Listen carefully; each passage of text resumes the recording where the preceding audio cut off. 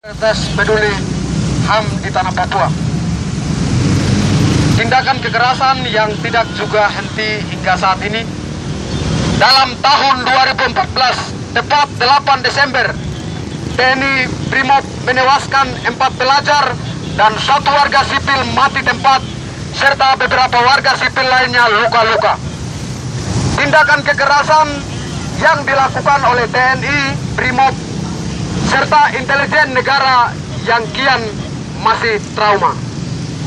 Pembunuhan secara tidak profesional yang dilakukan oleh TNI Brimob belakangan ini masih saja terjadi di seantero tanah Papua.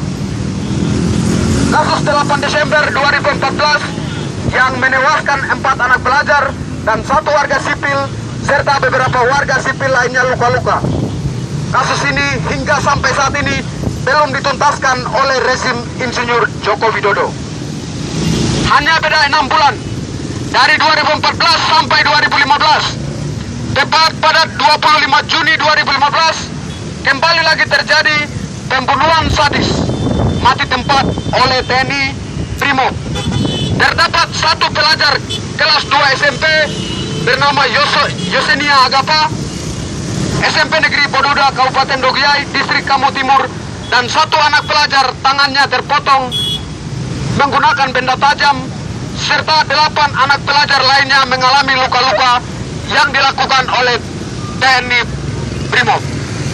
Pelanggaran hak asasi manusia yang kian terjadi terhadap rakyat Papua, serta masalah HAM tertumpuk di atas tanah Papua yang belum juga dituntaskan oleh rezim Insinyur Joko Widodo hingga saat ini.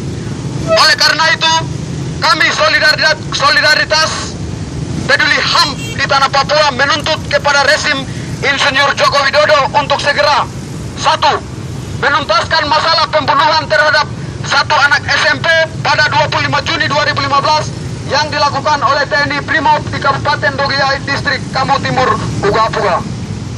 Menuntaskan masalah pembunuhan terhadap 4 anak SMA pada 8 Desember 2014 yang dilakukan oleh TNI Polri di Kabupaten Paniai, Distrik Enarotali. 3. Segera menarik kembali para TNI Polri serta para intelijen Indonesia yang bertugas di Papua, karena TNI Polri hadir di tanah Papua adalah ilegal.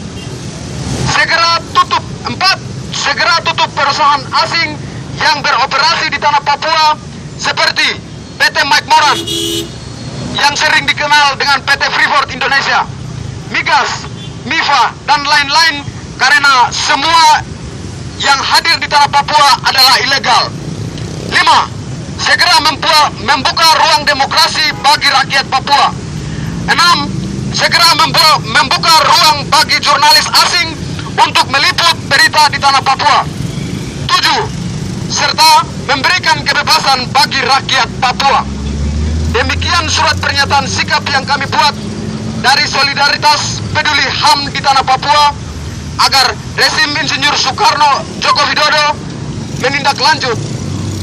Terima kasih. Surabaya, 2 Juli 2015. Pilemon, Korlap. Salam juang.